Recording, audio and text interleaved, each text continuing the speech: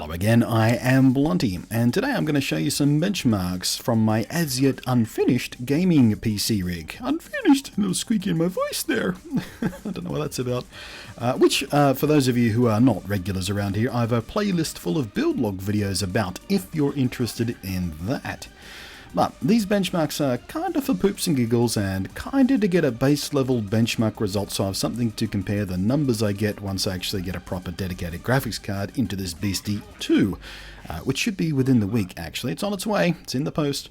And also kind of because I was sort of surprised at how capable the integrated GPU on this i5 CPU chip is. And yes, to some of you this will be old news, but I do have quite a few PC gaming newbies who have been tagging along with my PC gaming build rig thing, so it would make an interesting point of comparison for those guys too. Now, for a certain type of gamer, it seems these days you can totally get away without a dedicated graphics card at all. It sounds like sacrilege. CSGO here, for example, and just by the way, I'm gonna laugh pretty hard at anyone so pathetically anal that they can't resist being a little bitch about my gameplay here and bragging about how much better they are at a video game than I am. Look, I'm not a CSGO player, I've never played it before actually, I don't know the maps or anything, and this is a bot match uneasy for me to frill around in while I take a look at the frame rate, so just calm your tits, alright, Counter-Strike kiddies? Okay. Anyway, after trying and probably failing to head off the usual pissy comments from no-life keyboard warriors about how much better they are at video games than I am, we can see here that CSGO would probably run just fine on a pocket watch and some bubblegum. Where's MacGyver when you need him? I've got the shit turned up to high and very high settings, FXAA turned on and running at 720p, and frame rates are well into the mid to high 60s. Ideal for a fast-paced Twitch shooter like this. But just for me, I also applied a pretty mild overclock, kicking the i5 4690K up from 3.5 GHz all the way up to 4 GHz using my motherboard's dummy mode 1-button overclocking feature. And from here, CSGO hums along from the mid-70s, even flowing over into the triple digits. Moving along to Grid Autosport, also not a very demanding game. Medium settings here on the inbuilt Intel HD4600 GPU will get you nice and consistently into the high 30s to low 40s. The overclock brings it up to the mid 40s to low 50s. But let's ask for something more demanding though. How about Hitman Absolution? Well, yeah, you'll be sticking to 720p and you'll be dumping the settings right down to the lowest point. But actually Hitman Absolution still looks reasonably good, even on low settings. Certainly better than most games I'm familiar with at low settings. And you'll get a just playable experience here. But kick it in the guts a bit with that mild overclock to 4 GHz and you'll find it much more playable.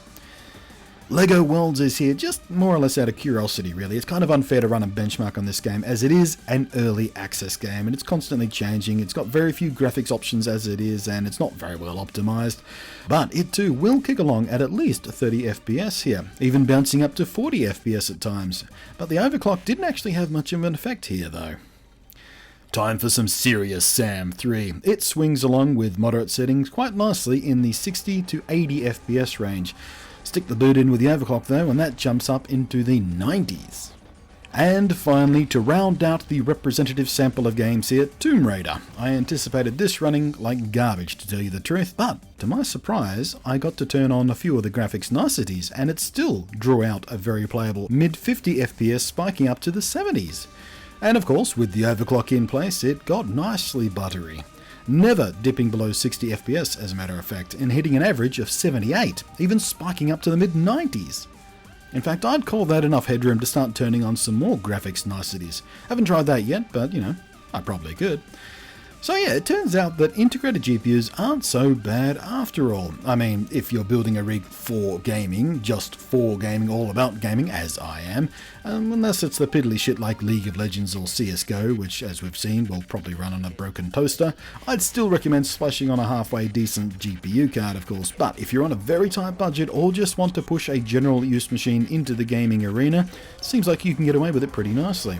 It's also a good plan if you're doing what I'm doing, and that's building your machine in increments and upgrade over the course of a few weeks or even a few months as you get the money for the upgrade path you've got planned and buy more components to add in there on the basic machine. This specific machine here that I've been building, for example, has been quite sufficient to run Minecraft at good frame rates with a nice 64x64 texture pack and simultaneously encode streaming video at 720p for a Twitch stream. And that's even without the overclock. And I hear tell that AMD's built-in graphics are even better than Intel's. Chime in on that in the comments if that's how you roll, or I suppose you've got an opinion on it, and I guess every PC gamer will have an opinion on it. Maybe I'm asking for trouble opening that door to the fanboys. Anyway, I'm also taking guesses as to what graphics card I've finally chosen for my rig. I have purchased it, it is on its way, it's in the post, it should be arriving maybe even this afternoon, maybe tomorrow. Hopefully before the weekend so I can get it installed and play with it on the weekend. But I'll give you a hint. It has a 3-digit model number. Thanks for watching. I am Blunty, and I will catch you next time.